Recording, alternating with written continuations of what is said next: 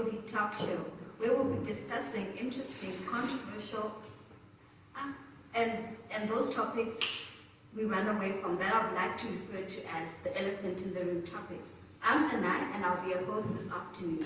Before I introduce today's topic, let's get to know our panel, starting from my right going to my left. Hi everyone, my name is Mati Mapingire, and this is my lovely husband. Hi everyone, I'm Shinki Mapingire, married to Matiti, and we knew each other for 7 years before we got married. Started off as friends and dated for 4 years. We have been married for 6 and celebrating our 7th year this year. Hi everyone, my name is Deacon Teach Dube. I am married to my lovely wife Linda. She's not here with us, but before we got married we had dated for just under 4 years, and we have been married now for 13 years, going on 14, and God has blessed us with 3 lovely children. Hi everyone, I am Mrs. Mishana Inya. I'm married to my handsome husband on my we are blessed with 1 child, Anagua. We had known each other for 6 years before we got married, and we only dated for 8 months. Hello, my name is Samuel, and that's my lovely wife, Grace, with a smile on her face. We've been married for 3 years, and this is our 4th year anniversary. Yes, we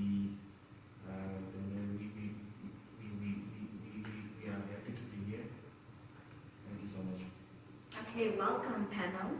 Now that we have the introductions out of the way, and before we get into today's topic, please guys, if you have any questions, feel free to drop them in our comment section, and my lovely panel will be here to answer them. So today, our topic will be discussing all things dating and courtship as a youth and as a young adult in Christ. Because guys, let's face it, dating in our generation has really become tough, and that's why we have these statements going around, like in simple translation, dating is tough. So, and one of the reasons why I think we have all these sayings going around is because as Christians, we have left this dating thing for the world and as an earthly thing, and we've thought that since we've forgotten that we are in this world, but we are not of this world. We are Christians and we live according to the standards of Christ and not according to the standards of this world. So without wasting much of your time, please get your notebooks and pens, and we are getting straight into our questions. So our first question, an icebreaker that we all should address is, what is dating and courtship? Deacon. Okay, very good question. So dating and courtship, pretty much related, but on 2 opposite ends in terms of timeline is concerned. So dating is basically where 2 people that ideally like each other and that are of age and that are ready and willing to get into a relationship, specifically choose to take time to meet on a social basis, on a regular basis, with the purpose of trying to get to know each other more, trying to understand whether they are a good fit or a good match. And this can be done on a social basis, like I've said. It can be over drinks, it can be over a meal, it can be over a social activity like watching a match together. And then it is then a precursor to courtship. Because now when you are now courting, you are now saying, you know what, I've identified that this person is somebody that I can possibly spend the rest of my life with. And you are now spending more time, and you are now even asking each other the more difficult questions, because you are now preparing for the next step, which is now marriage. So courtship is that stage after dating. You still will be dating, but now you are now more serious, because now it is now a more of a planning the future together. And How serious can it be? It's now serious where, like I said, you start asking yourself serious questions. You can even involve other people. In the traditional African sense, you can now start to involve people like your aunties and your uncle. In the church sense, you're now presenting yourselves before, it may be elders of the church, it may be the youth pastor or the pastor of the church, and you're saying this is us, and we are looking to get to the next step, which is marriage. And I must point out that dating in a Christian context should not be something that you are doing willy-nilly, but there must be that intent. You are dating because you want to go to the next step. And if it is done willy-nilly, there have been cases where people have been hurt, where people have been bruised, where people have been left scarred for life, even because it was not done with the right intent. And somebody has actually then gone on to say that with dating, if it were to be language, dating would be what you would call a comma, because there is something that comes beyond that. But with courtship, it's now the full stop, because beyond that, you're now getting into marriage. So that's how I can describe dating and courtship. Interesting. Dating, a comma, and courtship, a full stop. So, since you mentioned when you are at, like, if I heard correctly, you said of age, rather. Mr. Mapingire or Mrs. Mapingire, what is the ideal time to start dating?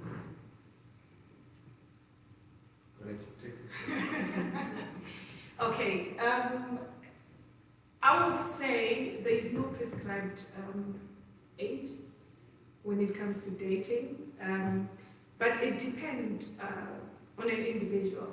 You know, in everything we do, it's always good to just go back and ask yourself some questions before we involve ourselves in anything. You know,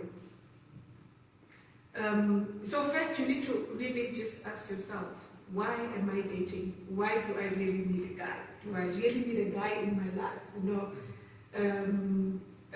also you need to just ask yourself, you know, about your personal goals and dreams, and just check how responsible you are.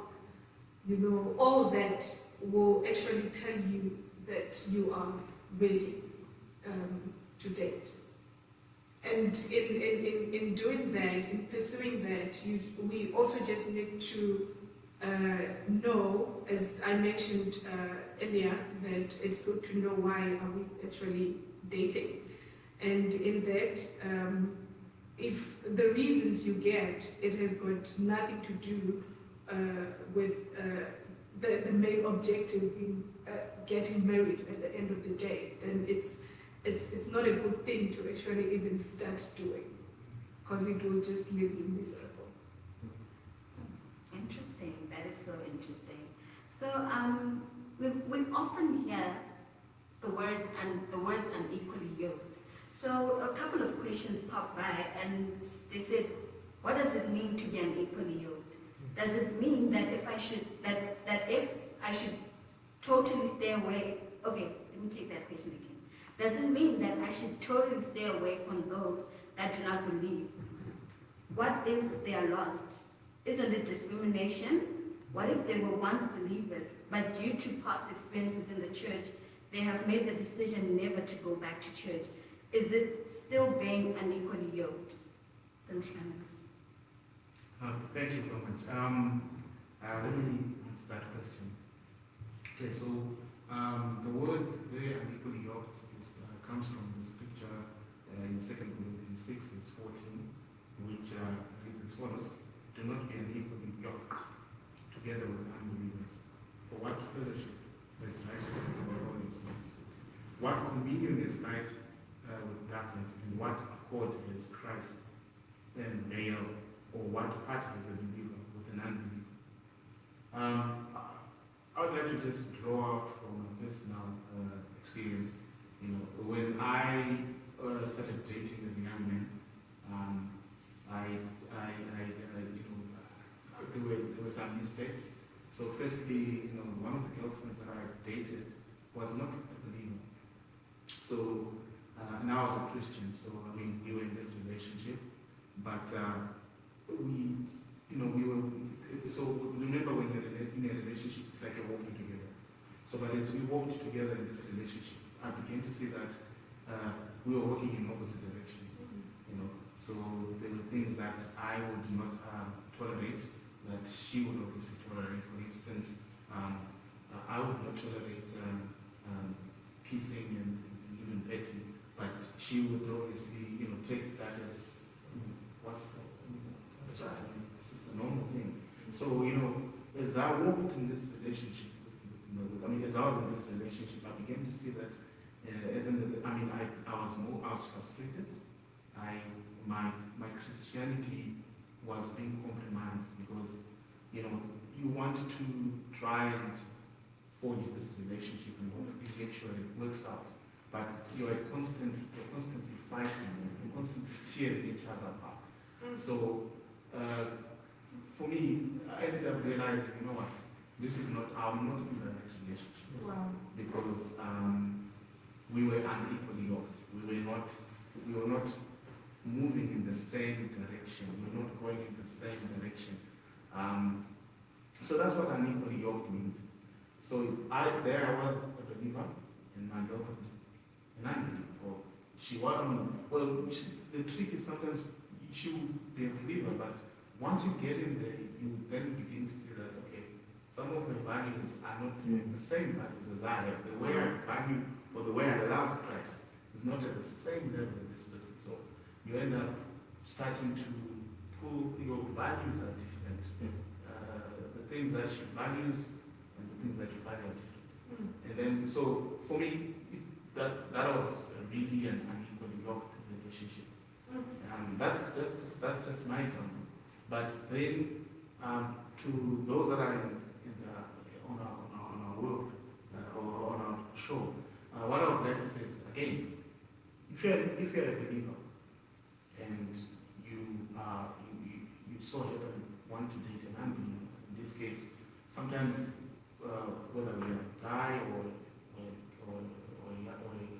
even young lady, sometimes you say, this guy is good. I think I can change it. I want to tell you that it is very, very difficult to change the course of a river.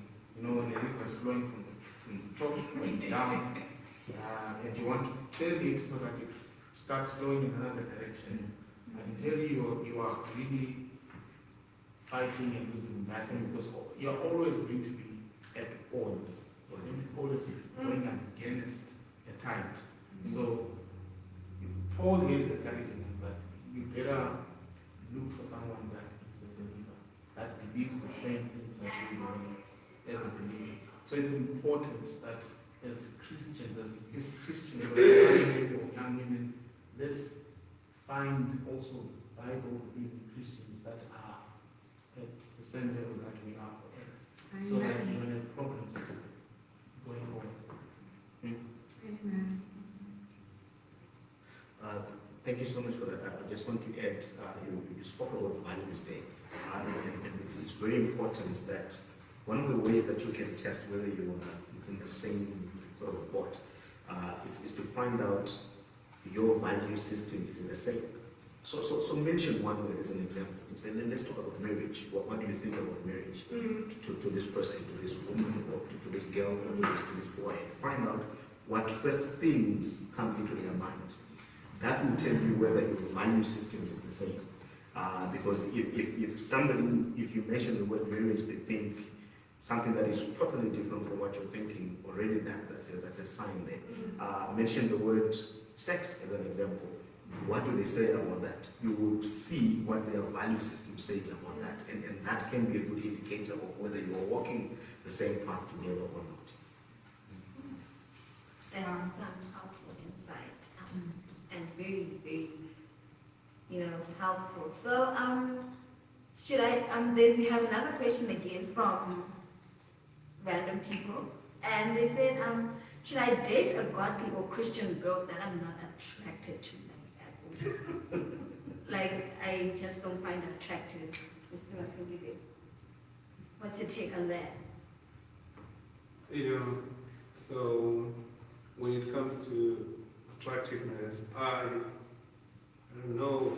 because I think when you start dating, it's because maybe you are attracted to the person for you to initiate a conversation. So I'm not saying you should definitely just look for a checklist that is biblical when you're looking for a partner. The first thing that draws you to the person is attractiveness. However, that said, I don't think that's the main thing that you should be looking for in a partner. You should also seek for certain values that will ensure that you have a partner for life, a partner you can trust, a partner you can walk the journey with. If we look at Proverbs 31, verse 30, it even says, charm is deceit and beauty is vain. And that is to say, if you make your decisions purely on a